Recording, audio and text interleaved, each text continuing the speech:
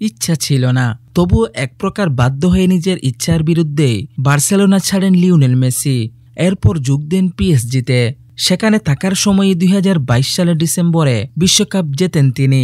পরের বছরের জুনে পিএসজির সঙ্গে চুক্তির মেয়াদ শেষ হলে তার বার্সেলোনায় ফেরার জোর গুঞ্জন শোনা গিয়েছিল, তবে শেষ পর্যন্ত তার আর বার্সায় ফেরা হয়নি।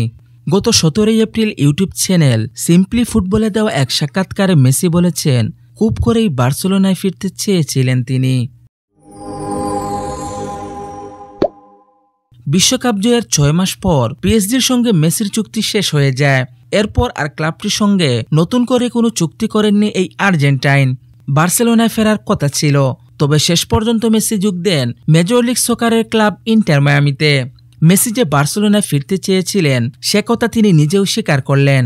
আমার ইচ্ছা ছিল বার্সেলোনায় ফেরার এবং এমন জায়গায় ফিরে যেতে পারবো যেখানে আমি সবসময় থাকতে চেয়েছিলাম।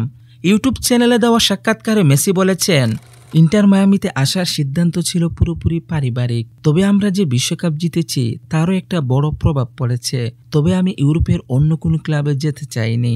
মেসি আরও বলেন, বিশ্বকাপের পর আমি বার্সা ছাড়া ইউরোপের অন্য কোনো ক্লাবে খেলতে চাইনি। আমার লক্ষ্য ছিল আমার বাড়িতে ফিরে যাওয়া, যেখান থেকে আমার সবকিছু শুরু হয়েছিল, কিন্তু দুর্ভাগ্যবশত তা সম্ভব হয়নি। বার্সেলোনায় ফিরতে চেয়েও কেন ফিরতে পারেননি তার পেছনের কারণ মেসি নিজেও ব্যাখ্যা করেছেন। 2021 সালে আর্থিক সংকটের সম্মুখীন হয় বার্সেলোনা। তখন মেসির বার্ষিক 21 মিলিয়ন পাউন্ড বেতন দিতে হিমশিম খাচ্ছিল ক্লাবটি, যে কারণে বার্সেলোনাকে একাধিক খেলোয়াড়কে বিক্রি করতে হয়েছিল। বার্সেলোনার প্রতি মেসির আনুগত্য ছিল শতভাগ, যে কারণে ইউরোপের অন্য কোনো ক্লাবে তিনি খেলতে চাননি।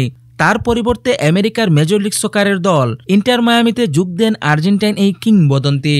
অপরদিকে বার্সেলোনার সাথে লিওনেল মেসির পথ চলা দীর্ঘদিনের।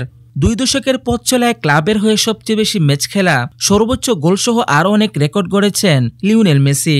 বার্সেলোনার হয়ে 10টি লা লিগা, 4টি চ্যাম্পিয়ন্স লিগ সহ অসংখ্য শিরোপা জিতেছেন এই ফুটবল জাদুকর।